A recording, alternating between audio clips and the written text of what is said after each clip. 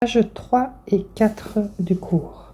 Donc, les notions suivantes concernent la croissance et la décroissance des fonctions. Donc, tout d'abord, qu'est-ce qu'une fonction constante? Une fonction constante sur un intervalle si pour toute abscisse de cet intervalle, l'image de l'abscisse donne la constante. Alors, je m'explique sur l'exemple. Donc, vous avez ici plusieurs points. Si je prends l'image de moins 1, c'est 2. L'image de 2, c'est également 2. L'image de 1, c'est également 2, et ainsi de suite. Donc, on obtient la fonction constante y est égal à 2.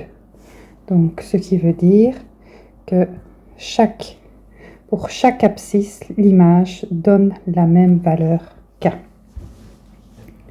Alors, quand est-ce qu'une fonction est strictement croissante?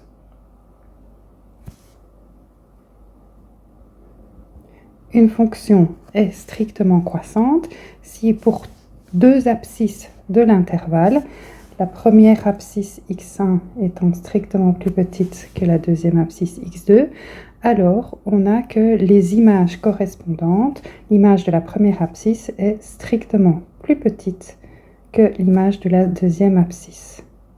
Regardons graphiquement ce que ça donne, ce sera facile à comprendre. Donc, je choisis deux abscisses x1 et x2. x1 est bien strictement plus petite que x2. Je regarde leur image correspondante.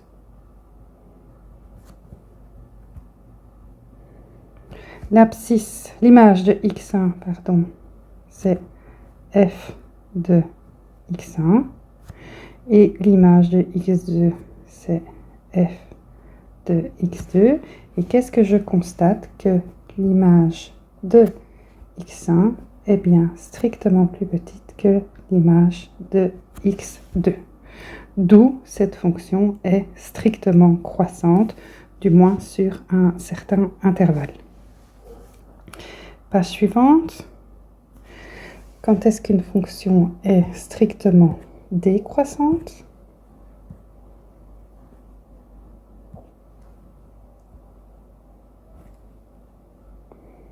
Strictement décroissante lorsqu'on prend deux abscisses correspondantes dont la première est strictement plus petite que la deuxième.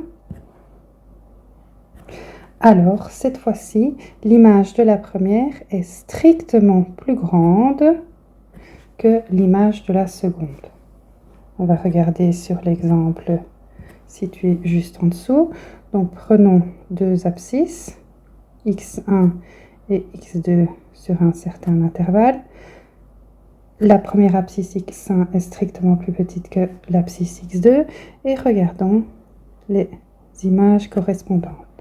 L'image de x1 est située ici et elle est bien située au-dessus de l'image de x2. Cette fois-ci, f de x1 est strictement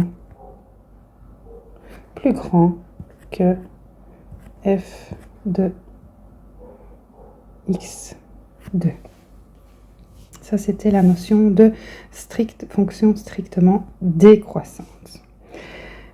Pour la fin de la page, nous allons voir trois notions. La notion de maximum, minimum et extrémum. Alors, qu'est-ce qu'un maximum? La fonction admet un maximum en A, c'est-à-dire lorsque x est égal à A. Lorsque en A, la fonction cesse de croître pour commencer à décroître. Alors, nous pouvons regarder sur l'exemple ci-dessous. Donc, on peut trouver qu'il y a une valeur, une abscisse. Par exemple, celle-ci. Là, c'est plus ou moins moins 1,8. Et on voit que avant ce point, la fonction cesse de croître pour commencer à décroître. Et donc, on a alors un maximum. La valeur du maximum, c'est l'image de l'abscisse. F, autrement dit, F admet un minimum en A. Donc, lorsque x est égal à A, lorsque la fonction cesse de décroître pour commencer à croître.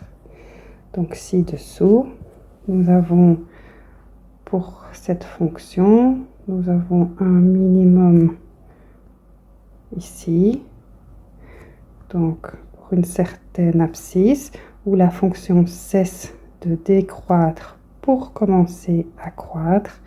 Donc, nous avons alors un minimum.